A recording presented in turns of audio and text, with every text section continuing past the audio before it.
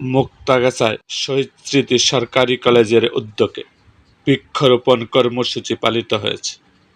বুধবার সকালে কলেজ মাঠ প্রাঙ্গণে ওয়ান স্টুডেন্ট ওয়ান ট্রি এ প্রতিপাদ্য নিয়ে কর্মসূচি পালন করা হয়।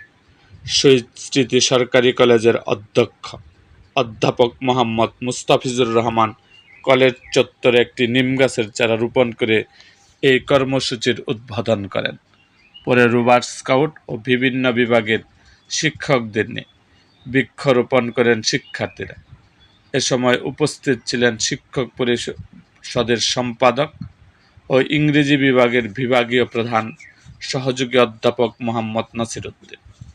বৃক্ষরোপণ কর্মসূচির আহ্বায়ক গণিত বিভাগের সহকারী অধ্যাপক ফারজানান নাহিদ, সহকারী অধ্যাপক ফাহিম হোসেন সাগর, প্রভাষক শামীমা নাসরিন, মোহাম্মদ শামসুর রহমান, এস এম গুলাম মুক্তাদির, খুকু আক্তার প্রমুখ।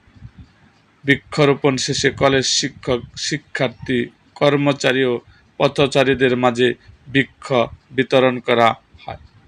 এরকম আরও ভিডিও পেতে আমাদের মুক্তাগাছার ইতিহাস মিডিয়া ইউটিউব চ্যানেলটিকে সাবস্ক্রাইব করুন এবং পাশে থাকা বেল আইকনটি বাজিয়ে দিন।